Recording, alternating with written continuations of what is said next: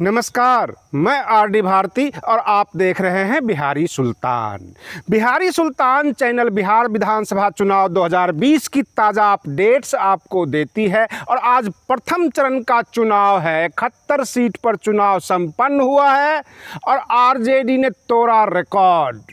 लेकिन फिर भी कह सकता हूं कि बहन मायावती जी बनेगी किंग मेकर, क्योंकि हवा बह चुकी है। आज पूरे बिहार का जो सिनेरियो हम बताने वाले हैं, मैं ये दावे के साथ कह सकता हूं कि आने वाली असेंबली यानी 10 नवंबर को जो रिजल्ट दिया जाएगा वो एक हंग असेंबली होगी, खंडित जनाधार।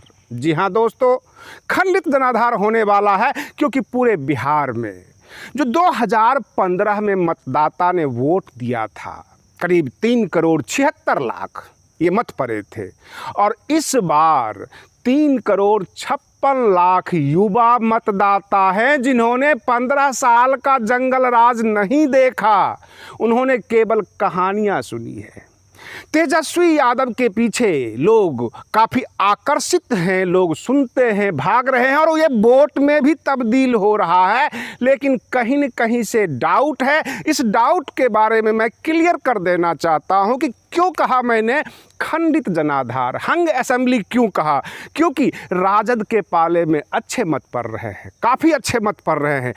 क्या वो सरकार बना पाएंगे? क्योंकि बीजेपी ने अपनी चाल चल दी है और अपने तमाम बैनर पर से नीतीश कुमार जी का फोटो हटा दिया।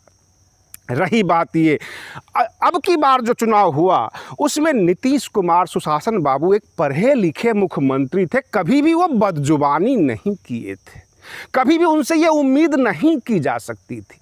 परंतु उन्होंने जनसभाओं में यहाँ तक कह दिया कि लोग क्या विकास करेंगे जो 9 बच्चे पैदा करते हैं सिर्फ बेटा के लिए। यहाँ तक वो पहुँच गए।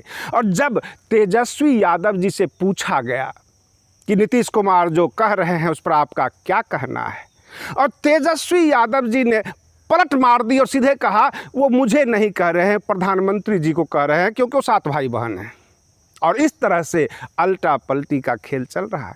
बिहार के जो मतदाता हैं वो मूर्ख नहीं हैं, आपको मैं कह सकता हूँ। बड़ी गौर से सबकी सुन रहे हैं, वो क्या करने वाले हैं वो तो आज नज़र आ रहा था। रही बात ये, बीजेपी ने शुरू से ही एक योजना के तहत चिराग पासवान जी को अपने से दूर रखा ताकि कुछ मत प्राप्त कर लिए जाए। और मैं आपको बता देता हूँ, कहते हुए थोड़ी सी समस्याएं हो रही है, लेकिन फुल प्रूफ है हमारे पास। बीजेपी ने रालोसपा टीम को भी खड़ा किया हुआ है, पीछे से समर्थन है बीजेपी का। रालोसपा, बहन मायावती जी, ओम प्रकाश राजभर, ओवैसी जी, इसके गठबंधन बनने में इस बहुत बड़ी भूमिका है बीजेपी की।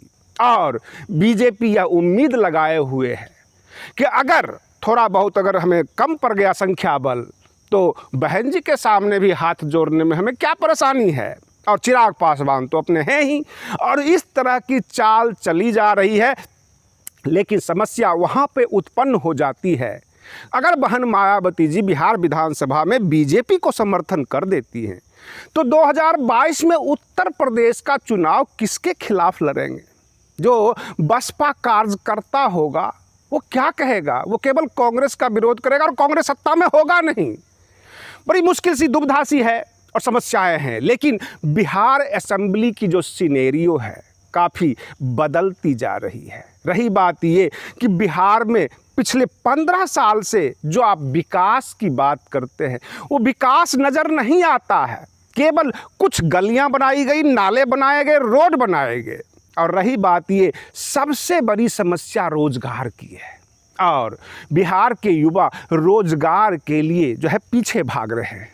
यहाँ प्रश्न यह उठता है कि अगर 3 करोड़ 56 लाख युवा मतदाता अगर वोट में तब्दील हो जाता है और वो राजद के पक्ष में जाता है, मैं उसमें भी 50% कर देता हूँ, तो कम से कम 1 करोड़ 70-80 लाख के मत पड़ सकते हैं। जबकि 2015 में राजद को मात्र 64 लाख वोट पड़े थे और रही बात ये, जदयू का भी इसी रेंज में था और राजद और जदयू एक साथ थी। इस बार नीतीश की एंटी इनकम्बेंसी लोग उतना आकर्षित नज़रों से नहीं देख रहे हैं।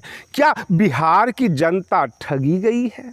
क्या 2 चरण के और मतदान बचे हुए हैं? प्रधानमंत्री नरेंद्र मोदी क्या नीतीश कुमार से क्यों बचने लग गए? क्या वो भांप गए हैं कि बिहार में क्या होने वाला है? सरकार पलटेगी, लेकिन हमें अंदेशा है कि हंग असेंबली ना हो जाए और अगर बहन मायावती जी जिसे समर्थन करेगी उसकी सरकार बनने वाली है, ऐसा नज़र आ रहा है। अभी जो हमने देखा है कि बहन मायावती जी का जो बसपा वोट है, वह बसपा वोट वो हाथी छाप ढूंढ रहा है, लेकिन 104 सीट पर पंखा छाप है रालोसपा का और बहन जी मात्र 80 सीट पर लड़ रहे हैं। अब आप अनुमान लगा सकते हैं कि 80 में जितना उनको आ जाए, मान लीजिए 10 सीट आ जाता है, 15 सीट आ जाता है, वो समर्थन देते हैं। जबकि राजस्थान में जो है बहन जी के विधायक को कांग्रेस ने काटा, वो उनके पास गुस्सा करने के लिए कांग्रेस पे ये काफ़ी वजह है। लेकिन अगर वह बीजेपी को समर्थन कर देते हैं, बीजेपी को सरकार बनाने में सहायक होते हैं, तो समस्याएं यहाँ पर है कि उत्तर प्रदेश में वो किसके खिलाफ चुनाव लड़ेंगे? जो बसपा कार्यकर्ता है, जो मीडिया वाले हैं, हम स्वतंत्र हैं, हम बोल लेते हैं, लेकिन जो कार्यकर्ता है वो हमसे सवाल करते हैं कि मान लो बिहार विधानसभा तो इस तरह से निकल जाएगी, हम लोगों का टारगेट है उत्तर प्रदेश की मुख्यमंत्री बने बहन जी, अब हम वहाँ क्या करेंगे? आप बने रहिए बिहारी सुल्तान चैनल पर, फिर हम आपको लेटेस्ट वीडियो लेकर आ रहे हैं। तब तक के लिए धन्यवाद।